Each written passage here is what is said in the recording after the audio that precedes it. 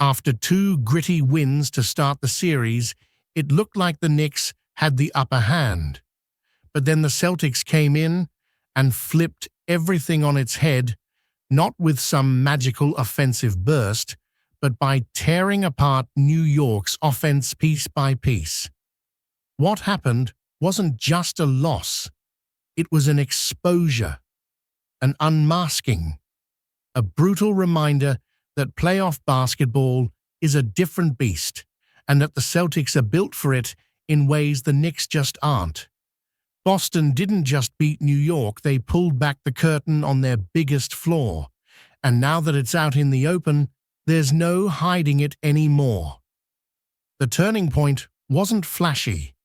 It wasn't some viral dunk or buzzer beater.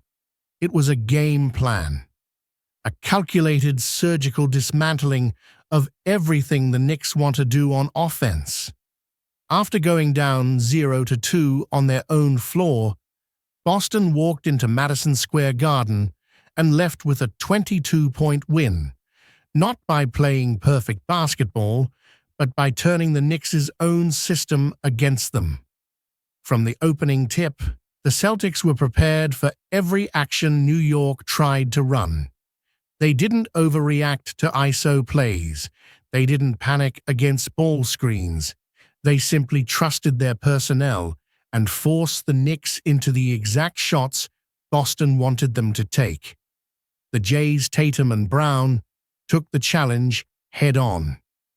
Tatum matched up with centers and still held strong. Brown was just as comfortable switching onto bigs as he was locking up guards. That flexibility is what sets Boston apart. When every player on the floor can switch, contain, and recover, it breaks down the rhythm of an offense. And that's exactly what happened here. The Knicks tried to build advantages off the dribble. They couldn't. They tried using mismatches. Boston ignored them. Even when Jalen Brunson went hunting for Peyton Pritchard, the Celtics baited him into tough shots by bringing help from unexpected places, late rotations, quick recoveries, and just enough size to contest without fouling. The Celtics left nothing easy. But the real key, the way they handled Josh Hart. Boston's coaching staff clearly decided he wasn't going to beat them, not from outside, not as a playmaker, and not as a screener. So they left him. Literally. Every time Hart stood in the perimeter, Boston treated him like he wasn't there.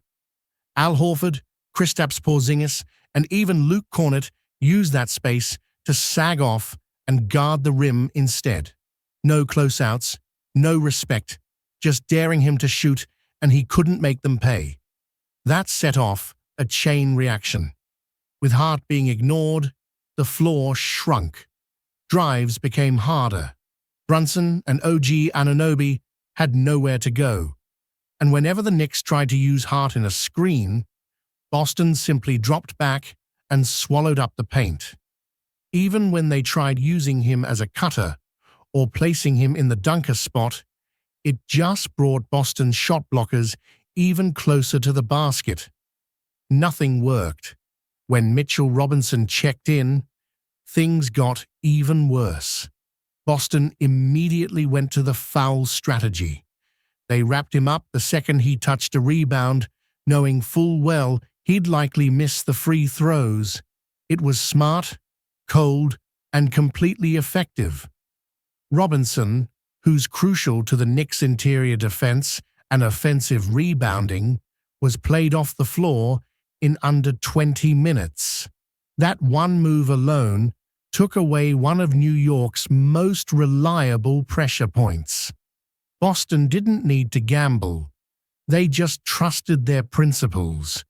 Their perimeter defenders chased over screens. Their bigs stayed low and ready.